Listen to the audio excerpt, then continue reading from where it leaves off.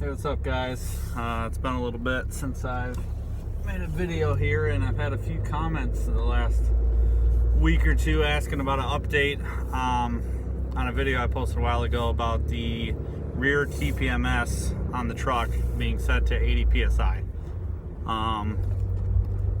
Recently, I just kind of brought to my attention, I went down to my buddy's house, who actually is the reason I bought a Cummins. He's got a 15 Cummins stick shift. We checked out some other cool trucks. We went and saw this guy's got a 13 deleted 6.7 Cummins flatbed that he uses to tow. It's got it all decked out with a whole bunch of cool LEDs and lights and shit, and it was really cool looking, and the thing is freaking gnarly, so I'm kind of jacked. I want to go delete mine now, but I gotta wait a while. But anyway, so he's moving up to Michigan for his new job, but my buddy came down with his Duramax and towed a lot of his stuff up north because he's gonna be in an apartment for a while. And I was driving back, and I took my buddy's TDI back because he's got like 4 vehicles. So I drove one up north, one sitting in my garage right now, and I'm staring at the side of the trailer while it's going down the expressway.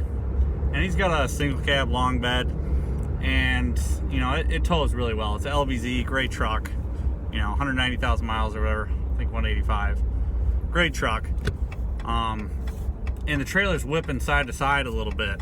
And one thing he's very, very good about is before we go tow anything, he likes to spend a lot of time to make sure he's safe when you go to towing, you know, like setting all the tire pressures and stuff like that. Which brings me to my point. He always bumps the rear tires up to about 80 psi because of all the weight that you're compensating for on the tongue. So basically, that was what brings me to my point. I've been in contact with several people at the dealerships. I tried to contact some people at Ram. They won't exactly respond to me. But it is factory setting to set the truck at 80 psi in the rear. If you look on the door of your truck, it'll show you what your cold temperature is supposed to be set at: 60 front, 80 rear.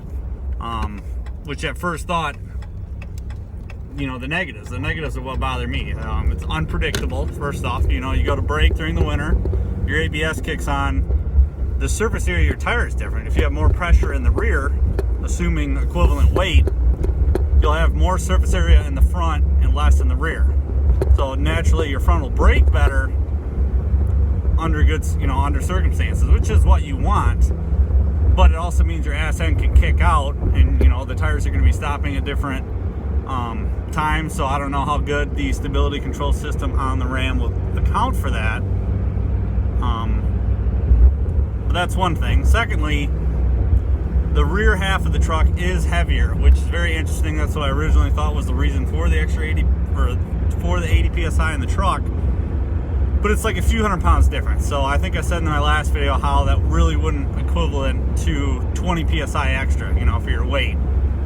When you think of like towing a gooseneck with, I think it's about 18,000 pounds with two of our Jeeps on a gooseneck, and we'll have the tires set at 80 psi. So it would kind of bridge that gap. It would make sense for why you would do that, you know what I mean?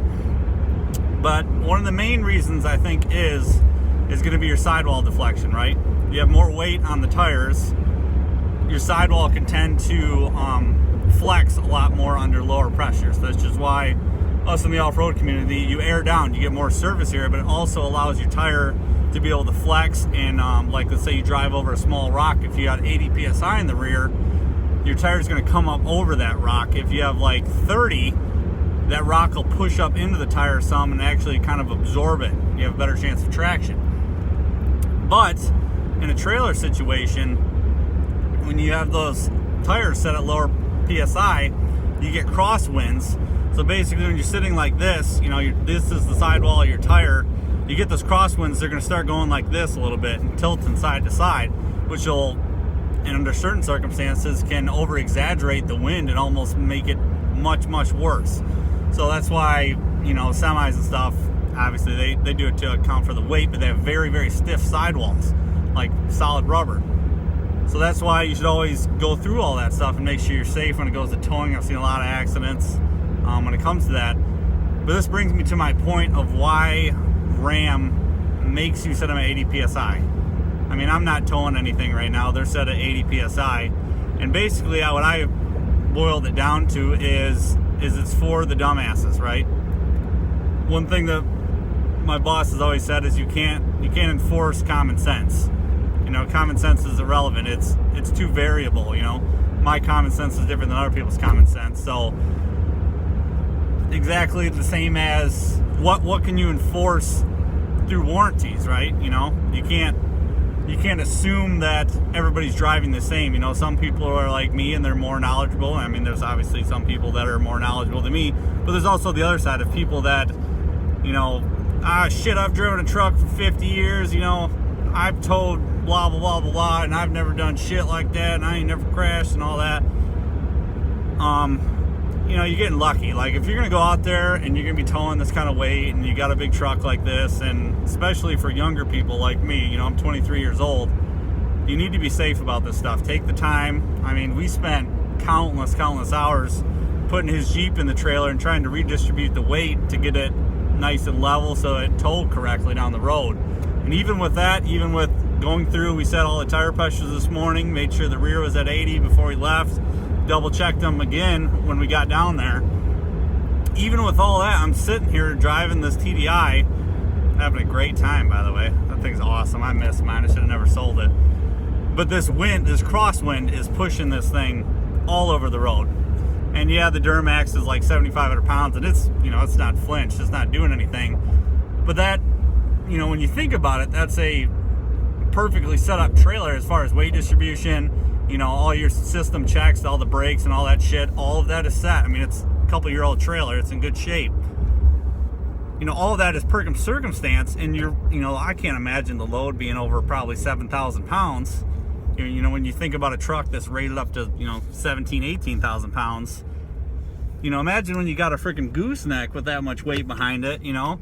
And like I said, you get the person that's like, hey, you know, I don't need to do any of that shit. And that's how they get in accidents and stuff out there. So I'm saying that Ram sets them at 80 psi because of it's a diesel truck, it's a 3/4 ton truck. People are buying it, you know, to do the towing and shit like that. So if they have to forget about certain circumstances like even tire wear and, you know, put other stress on system as far as like the stability system, sure, it would be different on paper, but when you have engineers that's their job to design that and test that, if you're testing it at 80 psi, they can probably do a pretty good job of managing it. So basically, I would say, you know, run them as is with your factory tire setup. When you switch tires, like I will be in probably fucking 2 years or something, you know, there's no sense in getting rid of these tires. Might as well, I paid for them, might as well get my money out of them. You know, like if you get like a BFG, I plan on getting BFG ATKO2s, 35s, they run a different tire pressure range.